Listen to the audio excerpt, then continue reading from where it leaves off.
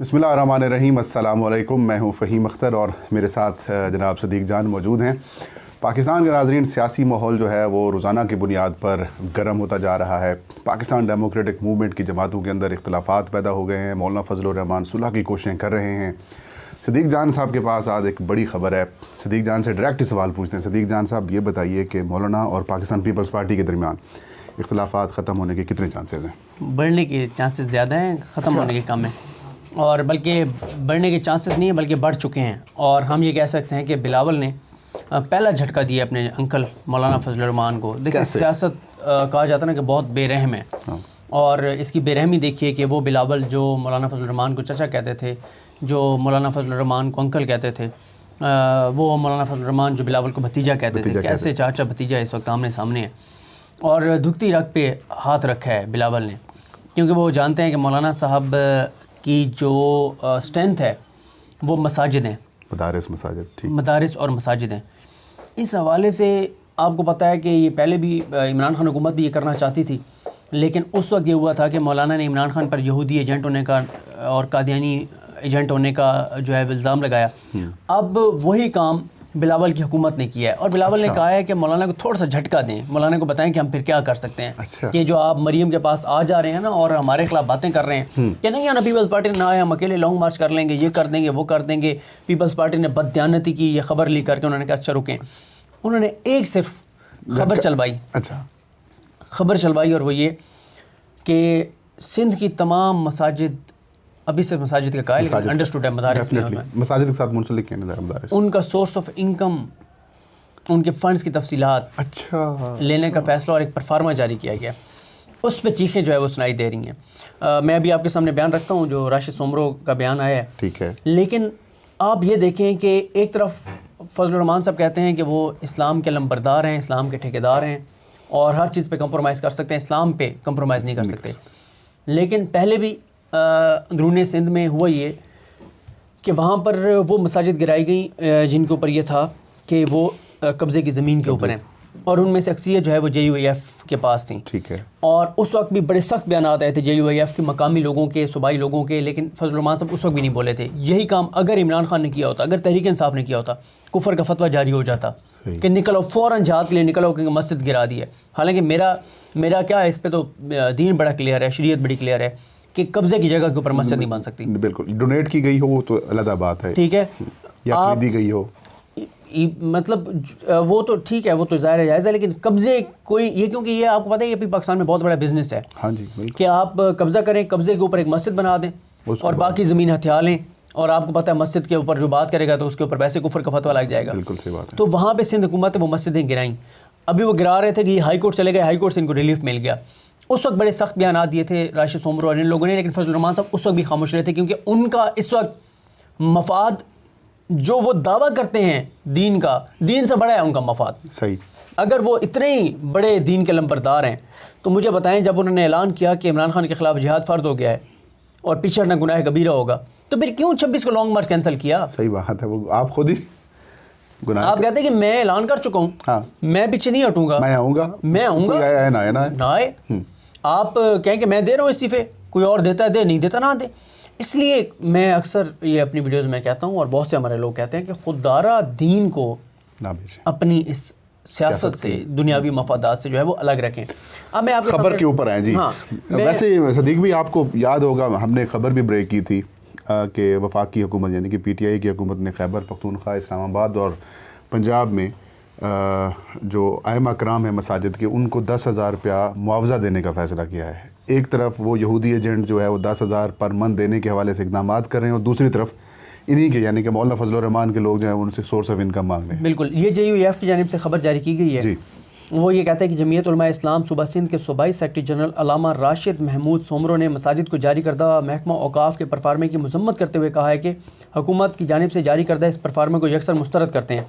कोई भी इमाम मस्जिद या मुंतजिम इस परफार्मे को हरगिज़ ना भरे और ना ही हुकूमत से इस पर कोई तामुन होगा। इससे पहले ये भी कह चुके हैं कि जो वो 10,000 रुपये देने का ऐलान किया गया है अभी वो प्रोसेस में है, लेकिन ये उसका भी कहा है कि उसकी मुखालफत की है।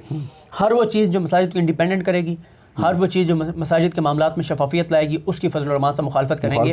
और उनका और इसीलिए फ़हीम साहब इनके ऊपर फिर ये सवाल उठते हैं कि आपकी जो असास और जायदादें अगर आप जस्टिफाई नहीं कर सकते तो क्या ये मस्जिदों के फ़ंड से बने हैं? क्या ये यतीमों मस्कीनों के लिए जो अतियात सदकात फितराने लोग देते हैं मदारिस को, क्या उससे बने? क्योंकि आप और सोर्स ऑफ इनकम बताएं ना ज़रा, और सोर्स ऑफ इनकम आप जस्टिफाई नहीं कर सकते। आप बताते नहीं, कहते हैं कि मैं आपके धज्जियाँ भी घेर दूंगा। हाँ, अच्छा, फिर उसके बाद ये कहा गया है कि राशिद सोमरो ने कहा कि इस्लाम दुश्मनों की खुशनुदी के लिए मसाजिद की मालूमात फ़राहम की जा रही हैं, मसाजिद की मालूमात फ़राहम की जा रही है, यानी किसी और को फ़राहम की जा रही है।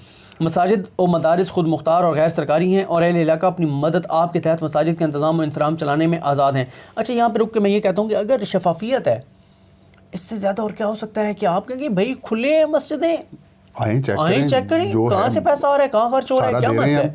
नहीं, देखें हर मस्जिद की अगर कोई बड़ा मदरसा होता है, जो रजिस्टर्ड मदारस होते हैं, मैंने खुद कई जगह पर विज़िट किया है एज मजहबी जमात की बीट रिपोर्टर के तौर पर, उनका मुकम्मल एक कमेटी होती है, उनके तमाम रिकॉर्ड मौजूद होता है, जो उनको फ़ंड आता है या जो चंदा जमा होता है वो उसको खर्च करते हैं। इससे लोगों का एतमाद बढ़ेगा। शफाफियत सामने लाए, इसमें प्रॉब्लम क्या है? हमारे यहाँ कई मसाजिद में मैंने देखा और ये बहुत अच्छी चीज़ है, एक पेज बड़ा लगा हुआ होता है। हाँ जी, 2 पेजेस लगे हुए होते हैं, एक लगा हुआ होता है आमदन, एक अखराजात, नाम भी लिखा हुआ होता है। अगर कोई देता है और नहीं नाम देना चाहता तो वो उसकी मर्जी है, वो नाम कोई और लिखवा दे।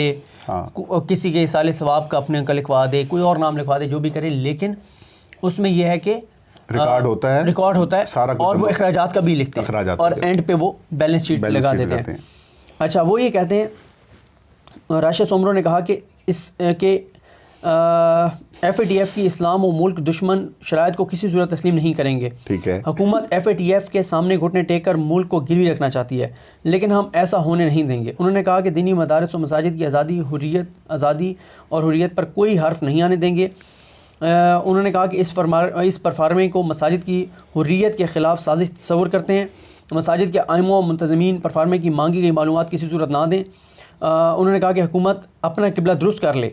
दीनी मदारिस और मसाजिद वतन अज़ीज़ के नज़रियाती सरहदात की मुहाफ़िज़ हैं। हुकूमत आलमी मालियाती इदारों की खुशनुदी के लिए मसाजिद और मदारिस की आज़ादी सलब करने की ख्वाहिश तार कर दे, वरना इसके रद्द-ए-अमल में संगीन नताइज की ज़िम्मेदार हुकूमत होगी। संगीन नताइज की धमकी दी है पीपल्स पार्टी को जनाब, यानी कि अब इमरान खान और बिलावल भुट्टो एक पेज पे आ गए। देखें मौलाना की नज़र में, हाँ बिल्कुल। और देखें ये चलें इस बात को छोड़ दें कि FATF ये मांग रहे हैं, यार वैसे भी सही बात है, क्या शफाफियत नहीं होनी चाहिए? होनी चाहिए। मसाजिद और मदारिस के मामलात की शफाफियत नहीं होनी चाहिए? कहाँ से फ़ंड आ रहा है, कहाँ से जा रहा है, क्या कोई गैर मुल्की इदारे? देखिए, अब देखिए मदारिस और जो मसाजिद है ना, वो हमारे लिए बिल्कुल, इसमें कोई शक नहीं है कि वहाँ से बड़े बड़े आलिम आए, बड़े बड़े लोगों ने यहाँ पे लोगों की खिदमत की। देखिए, 1-2 लोग अगर ख़राब हों तो वो सारे पूरे मदारिस तो नहीं हो सकते ना, सबको शफाफियत लानी चाहिए। देखें, जब अभी आप और मैं इलेक्शन कमीशन से आ रहे हैं, जब हम पॉलिटिकल पार्टीज, चाहे वो नून लीग हो, पीपल्स पार्टी हो, PTI हो, तमाम पॉलिटिकल पार्टीज़ की फंडिंग हम कहते हैं कि पब्लिक होनी चाहिए, पता होना चाहिए किसको कौन फंड कर रहा है। कोई यहूदी तो फंड नहीं कर रहा, कोई पाकिस्तान का दुश्मन तो फंड नहीं कर रहा। तो इसी तरह से मेरे ख्याल है मसाजिद और मदारिस की जो फंडिंग है, और मैं आपको बताऊँ, ये इस चीज़ से मैं आपको दोबारा कह रहा हूँ, एतमाद लोगों का बढ़ेगा। देखें ना, मुझे एक बात बताएं, कोई 2.5 लाख के करीब बताया जाता है पाकिस्तान में मसाजिद हैं, ठीक है। अल्हम्दुलिल्लाह पाकिस्तान में लोग फ़ंड करते हैं ना उन मसाजिद, तो सरकार के पैसे से तो नहीं चल रही, नहीं, लोग फ़ंड करते हैं, लोग एतमाद करते हैं, लोग चला रहे हैं अल्हम्दुलिल्लाह। कई देखें आलीशान मस्जिदें बनी हुई हैं, मसाजिद के जितने भी अखराजात हों, मैंने नहीं देखा कभी किसी मस्जिद में ये हो कि जी पैसे नहीं है और ये काम रह गया, अल्लाह के घर का काम नहीं रहता। लेकिन शफाफियत तो होनी चाहिए। खौफ क्या है मौलाना को? खौफ ये है ना कि फिर क्योंकि एक मजहबी जमात के बारे में बताया गया था कि 2 खौफ हैं। एक मजहबी जमात ने किसी से पैसे लेने थे, उन्होंने कहा हम पैसे ऐसे तो नहीं लेंगे, आप किसी मद में हमें दें।